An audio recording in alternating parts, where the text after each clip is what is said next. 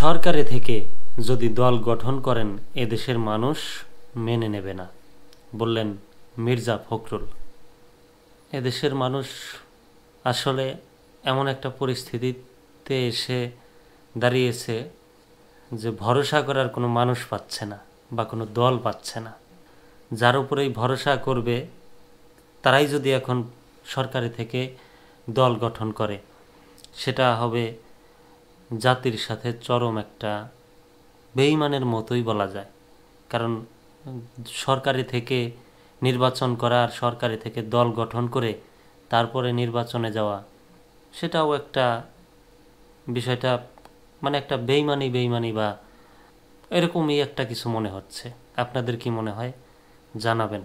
গণ অভ্যুত্থানে নেতৃত্ব দেওয়া ছাত্রদের দল গঠনের উদ্যোগকে স্বাগত জানিয়েছেন বিএনপির মহাসচিব মির্জা ফখরুল ইসলাম আলমগীর। একই সঙ্গে সতর্ক করে তিনি বলেছেন, সরকারে থেকে দল গঠন করলে দেশের মানুষ সেটা মেনে নেবে না। এটা মির্জা ফখরুল একটা ভালো কথা বলেছেন। তিনি বলেছেন সরকারে থেকে দল গঠন করেন, কিন্তু সরকারে থেকে করতে পারবেন না।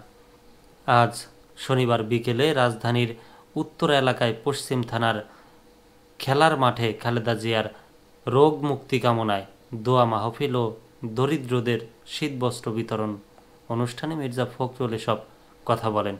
ঢাকা মহানগর উত্তর বিএনপি এই অনুষ্ঠানের আয়োজন করে। বিএনপির মহাসচিব বলেন, ছাত্ররা দল গঠন করতে চায়, আমাদের এতটুকু আপত্তি নেই। আমরা আনন্দিত, ছাত্ররা রাজনীতি করবে, আসবে, নতুন দল গঠন করবে। আমরা তাদের স্বাগত জানাবো। তারা তাদের নতুন চিন্তা ভাবনা দিয়ে মানুষের মনের মধ্যে যাওয়ার চেষ্টা করবে। কিন্তু সরকারের দিকে যদি দল গঠন করেন এদেশের মানুষ সেটা মেনে নেবে না। দল করবেন, দল করেন, স্বাগত জানাবো। কাঁধে কাঁধ মিলিয়ে সুষ্ঠু নির্বাচনের জন্য কাজ করে যাব। অযথা সংঘাতমূলক কথাবার্তারা রাজনীতির মধ্যে না আনাই ভালো।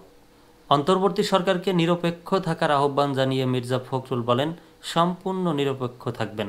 নির্বাচন অবশ্যই এদেশে হবে, নির্বাচন হতে হবে নিরপেক্ষ সরকারের অধীনে। আমরা চাইব অন্তর্বর্তী সরকার সম্পূর্ণ নিরপেক্ষ থেকে এই নির্বাচনের ব্যবস্থা করবে।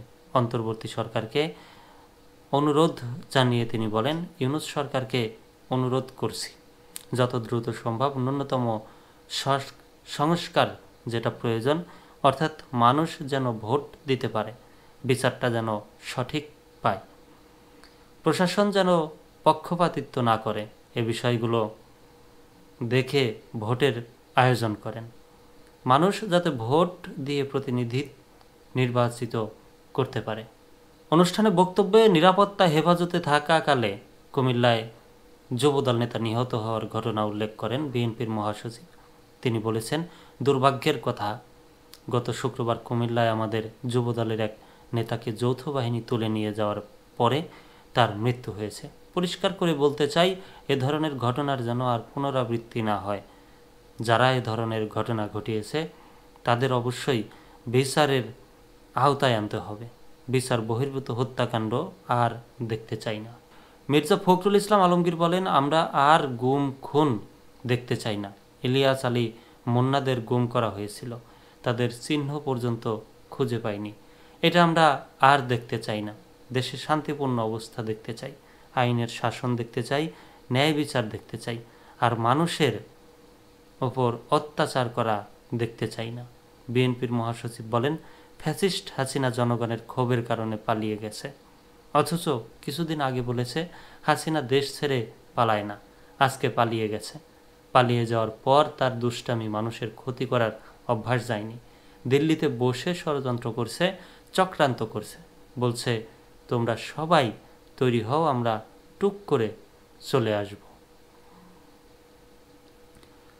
শেখ হাসিনার প্রতি ইঙ্গিত করে মির্জা ফখরুল বলেন, কত মায়ের বুক খালি করেছে, কত সন্তান তার পিতাকে হারিয়েছে, মানুষ ভুলবে না।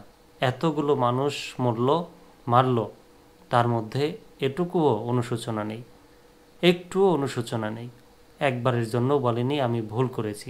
তিনি বলেন, আজকে হাসিনা মুক্ত হয়েছি, কিন্তু যে লক্ষ্য গণতান্ত্রিক ব্যবস্থায় ফিরে যাওয়া, এখন পর্যন্ত গণতন্ত্রের ফিরে যেতে পারেনি। ঢাকা মহানগর উত্তর বিএনপির যুগ্ম আহ্বায়ক মোহাম্মদ আফাজ উদ্দিনের সার্বিক সহযোগিতা ও সভাপতিত্ব অনুষ্ঠানে আরও বক্তব্য দেন ঢাকা মহানগর উত্তর বিএনপির আহ্বায়ক আমিনুল হক, সদস্য সচিব মোস্তফা জামান। অনুষ্ঠান শেষে দরিদ্র মানুষের মধ্যে শীতবস্ত্র ও শাড়ি বিতরণ করেন মির্জা ফখরুল ইসলাম আলমগীর।